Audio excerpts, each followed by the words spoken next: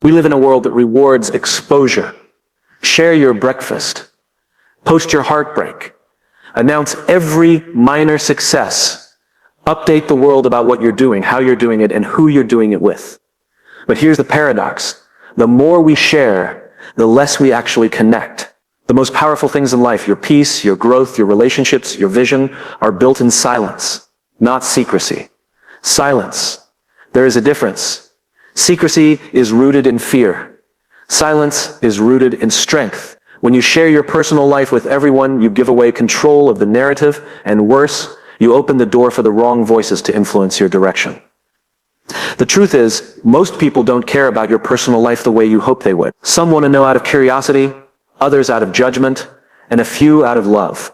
But the ones who love you, truly love you, don't need a post or an announcement. They already know, they already feel it. Your personal life is not content, it's not public property, it's sacred ground. The most dangerous thing you can do is hand the steering wheel of your inner world to someone who hasn't earned the right to hold it. Think about it. The people who are building the deepest, strongest, most meaningful lives, they're not broadcasting every move. They're not explaining their relationships. They're not justifying their healing process. They're doing the work quietly, because transformation doesn't need applause. We've been taught that transparency equals authenticity, but that's only half the truth. Authenticity means being real. Transparency means being open. You can be real without being open with everyone. Not everyone deserves front row seats to your inner life. When you share too much too soon, you set yourself up for disappointment. When you keep certain things close, you give them room to grow without interference. We often confuse privacy with secrecy, assuming that when someone keeps things to themselves, they must be hiding something. But that assumption is built on insecurity and misunderstanding. Privacy and secrecy are not the same. Secrecy is fueled by fear, shame, or guilt. It's when you hide things because you're afraid of judgment or consequence. Privacy, on the other hand, is born out of clarity and self-respect. It's a conscious decision to protect something valuable, not because it's wrong, but because it's sacred. There's power in keeping certain things to yourself, not because you're ashamed, but because you understand their importance. Not everything has to be shared to be real. Not everything has to be explained to be valid. Some things are simply yours. Your healing, your progress, your personal relationships, your dreams that are still unfolding. These things deserve to be protected from noise, comparison, and the chaos of opinions. When you live in a culture that rewards oversharing, choosing privacy feels rebellious. You'll be questioned for not posting every detail. You'll be misunderstood for not explaining your choices. But real peace comes when you no longer feel the need to defend your life. You stop giving out access to people who haven't earned the right to your story. You stop inviting in judgment by oversharing your process. Privacy is a filter. It tells the world, this is mine.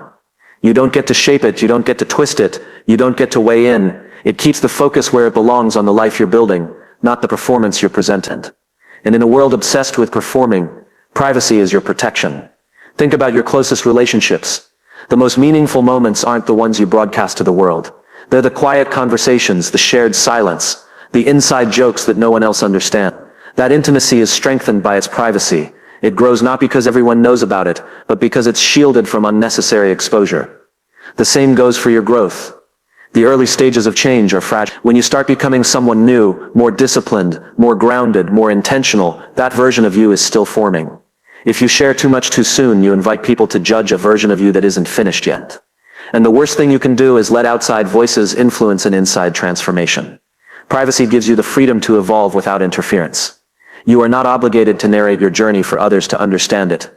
You don't need approval to make your life meaningful. Privacy is the quiet confidence that says, I know who I am. I don't need you to validate it. And ironically, the more private you become, the more powerful your presence becomes. People will see the results of your peace, your growth, your discipline, and they'll wonder how you did it. But you won't need to explain, because the proof will be in your life.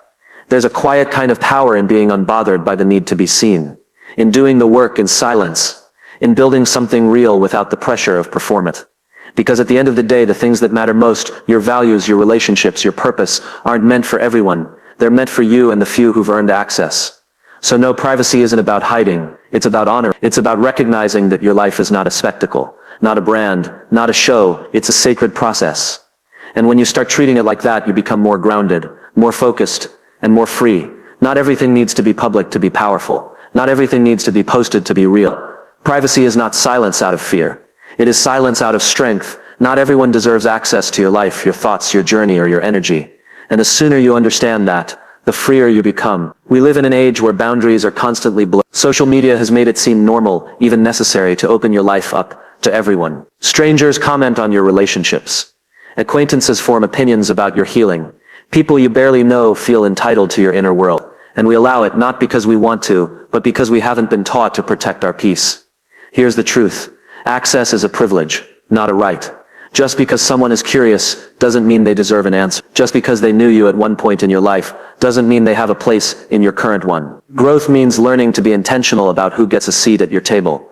Not out of arrogance, but out of wisdom. Because when you give too many people access, you end up carrying too many opinions, and those opinions begin to dilute your own voice. Your peace should not be a public discussion. Your healing is not a community project. Your transformation is not something that requires approval or applause. When you're on a journey of becoming, of rediscovering who you are and what you value, the last thing you need is outside noise interrupting your clarity. People project. They judge from their level of understanding. They speak from their wounds, not your reality. And if you aren't careful, you'll start shrinking yourself to fit their expectations. Not everyone has the emotional maturity to handle your vulnerability. Some will misuse your openness for gossip, for judgment, or for their own gain. Some will pretend to listen, but they'll only hear enough to find flaws. Others will act like they support you, when in reality, they're hoping you'll fail, so they feel better about staying stuck. This is why discernment is essential. You don't need more people in your life. You need the right people. The ones who see your potential without needing every detail. The ones who respect your boundaries, not resent them. Think about the strongest people you know. They aren't loud. They aren't broadcasting every detail. They're selective, focused, rooted, because they've learned that too much access leads to too much interference. They protect their energy the way others protect their wealth, carefully and intentionally. They understand that the more you give away without thought, the more you risk losing your sense of direction.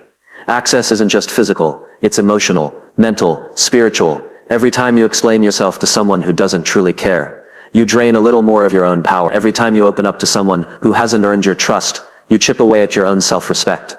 It's not about building walls, it's about building filters. Not everyone gets to see the real you. Not everyone gets to know what keeps you up at night, what inspires you, what you're working on behind the scenes. That's sacred space, that's soul territory. You are not a product. You're not here to be consumed, commented on, or dissected. You are a human being, navigating life, just like everyone else. And you have every right to protect your journey, to choose who walks beside you, to be selective with your time, your truth, your love. So stop explaining yourself to people, committed to misunderstanding you. Stop giving energy to those who only take. Start preserving your power. Start honoring your own evolution. The right people won't need constant access to validate your worth. They'll respect the distance. They'll trust the process. They'll know that even in silence, you are growing. Even in privacy, you are becoming, because not everyone deserves access to your life. And you don't owe anyone an explanation for keeping it that way. Oversharing is often mistaken for vulnerability. But in reality, it can be a disguised cry for connection, approval, or validation. In a culture that rewards constant exposure, we're subtly conditioned to believe that telling more, showing more, and explaining more somehow makes us more authentic. But true authenticity isn't about revealing everything. It's about knowing what to reveal, when, and to whom. When you overshare, especially with people who haven't earned the right to your story, you begin to blur the very lines that protect your peace, your growth, and your identity. Boundaries exist to protect your emotional and mental well-being. They are not walls to keep people out. They are gates that determine who gets to come in, how far they get to go, and what parts of you they get to experience. Oversharing is when you swing that gate open without checking who's at the door. It invites people into spaces of your life they're not qualified to hold, and when things go wrong, you end up feeling exposed, judged, or even betrayed. That's not vulnerability, that's unfiltered access, without discernment. When you share too much too quickly, you give away your power. You allow others to interpret, misinterpret, or manipulate your truth. You hand over your story without realizing how sacred it is. And what often happens is that people start feeling entitled to more. If you're always talking about your personal life, your struggles, your goals, your relationships, people begin to expect that level of openness all the time. And when you finally try to set a boundary, it feels like a withdrawal. You suddenly appear distant or different, not because you've changed for the worse, but because you're trying to reclaim what was never meant to be fully public. Oversharing also prevents you from developing the inner muscle of self-validation. When you constantly share your struggles or milestones for public reaction, you start relying on external responses to measure your worth or progress. You're unknowingly handing over your emotional thermostat to people who may not care, may not understand, or worse, may not want to see you grow. This weakens your ability to stand firm in your own truth without needing applause or agreement. There's a quiet dignity in restraint. When you learn to hold certain things close, not out of fear but out of self-respect, you start to realize that privacy breeds strength. It gives you space to process your experiences without distortion. It allows you to feel deeply, evolve silently, and move forward on your own terms. Every part of your life doesn't need an audience.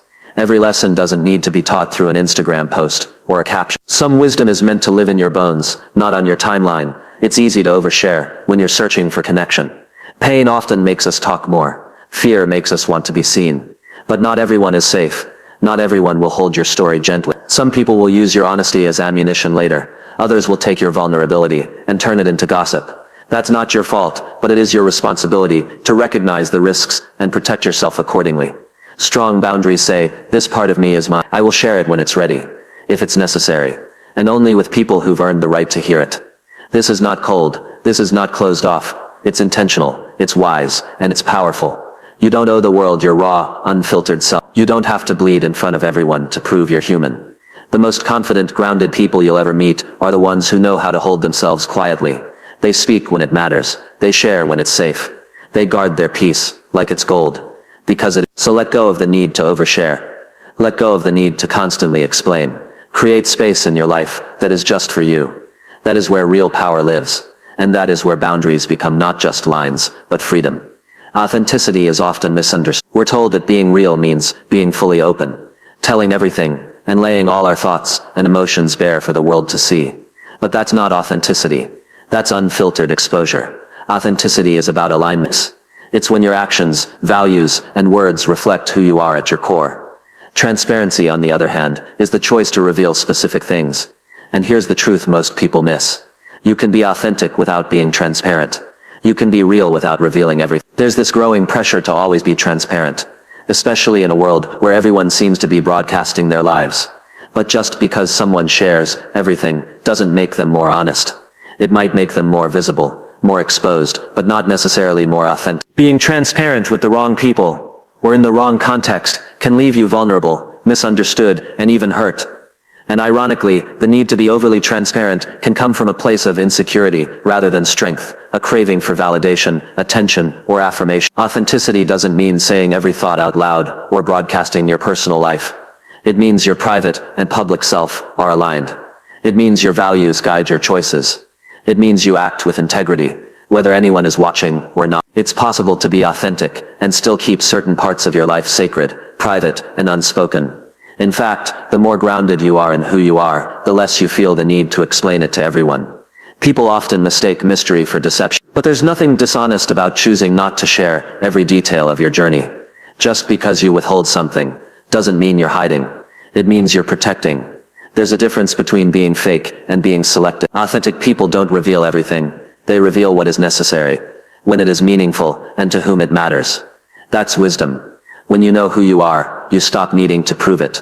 You stop needing others to approve, to understand, or to agree. That inner clarity frees you from the pressure to explain your past, defend your decisions, or justify your boundaries. You don't owe anyone your story just to appear authentic. You don't have to share your pain for it to be real. You don't have to display your struggles to prove you've grown. What makes someone authentic is not what they reveal. It's how they live. Are they consistent? Are they kind when no one's watching? Do they live in alignment with their principles? Do their actions match their word? That's what authenticity looks like. It's found in behavior, not just confession. It's found in presence, not performance. Transparency can be powerful when used wisely. It can foster connection, build trust, and create meaningful dialogue. But it has to be intentional. It has to come from a place of security, not desperation. Oversharing, in the name of being real, often leaves people feeling empty afterward, especially when the response doesn't meet their expectations. Authenticity, by contrast, leaves you centered, because it's not about reaction. It's about truth. In your relationships, at work, online, wherever you go, you get to choose how much you share. And that choice does not make you more or less authentic. It makes you self-aware. It means you're not giving in to the pressure to perform. It means you've decided that your inner world isn't up for public consumption.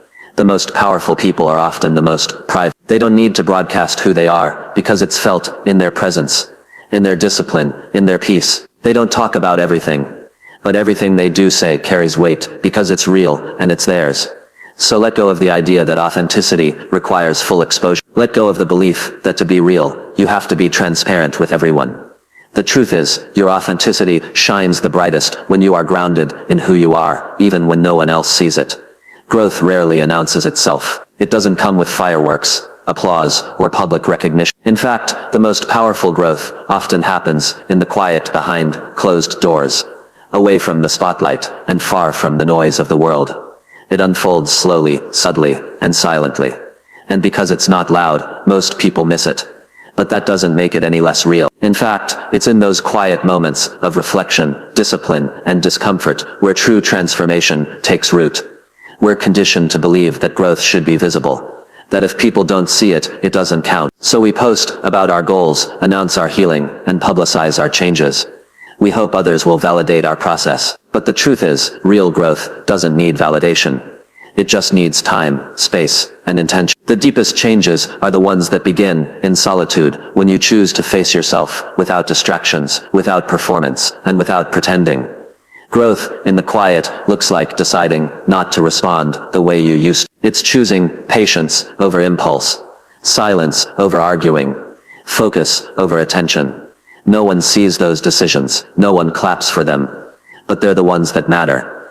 It's in the quiet that you start to shed old patterns, break internal cycles, and build a new mindset. Those moments, when no one's watching, are the ones that define who you're becoming.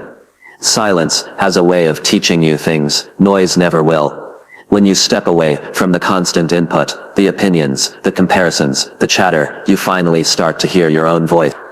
You begin to understand your values, your triggers, your wounds. You start confronting your fears instead of avoiding them. You begin to ask yourself hard questions. Who am I without the applause? Who am I when no one is validating my choices? Who am I when it's just me, my thoughts, and my growth? The world often praises productivity over stillness.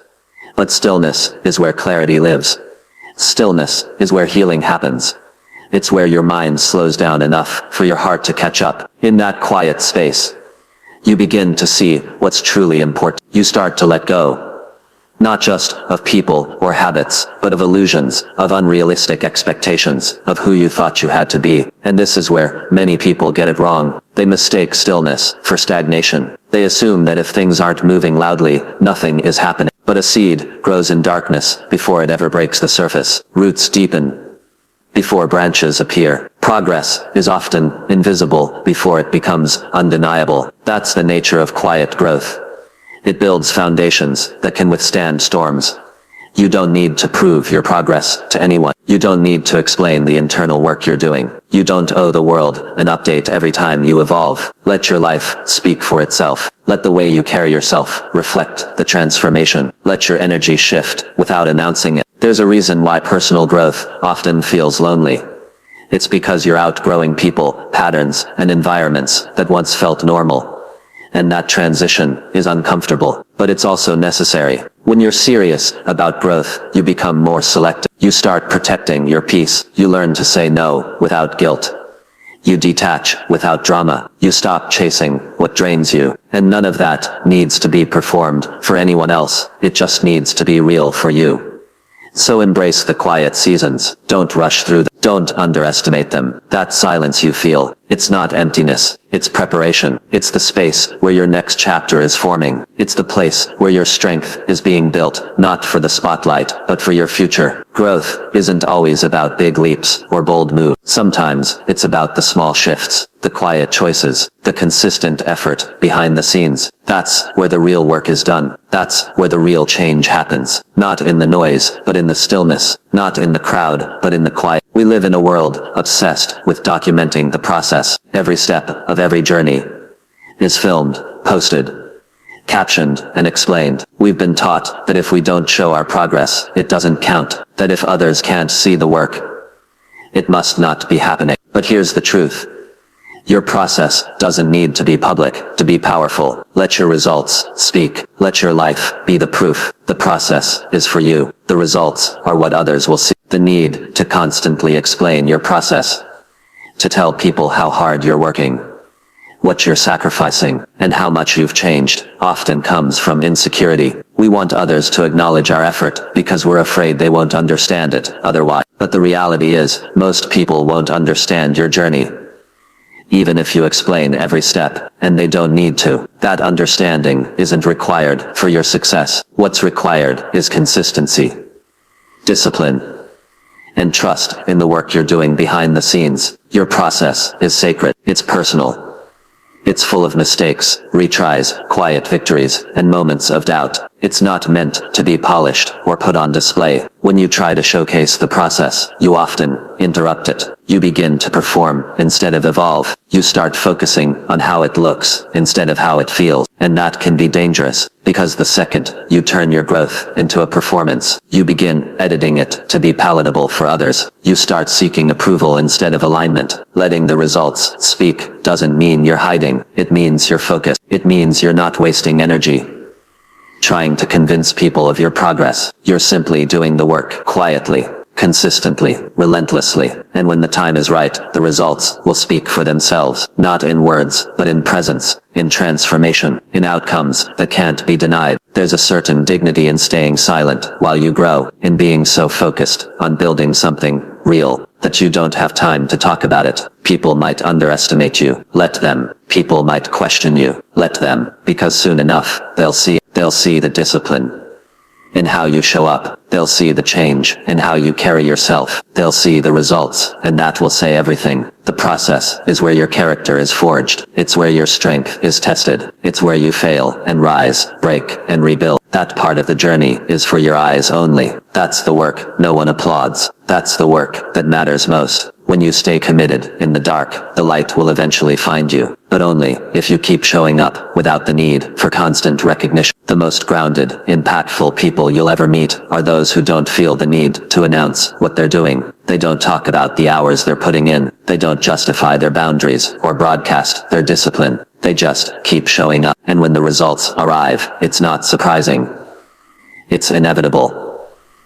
Let your actions make the noise. Let your results become the message. When your life begins to change, your energy, your relationships, your mindset, people will feel it. You won't need to explain it. You won't need to prove anything. You'll simply be living it.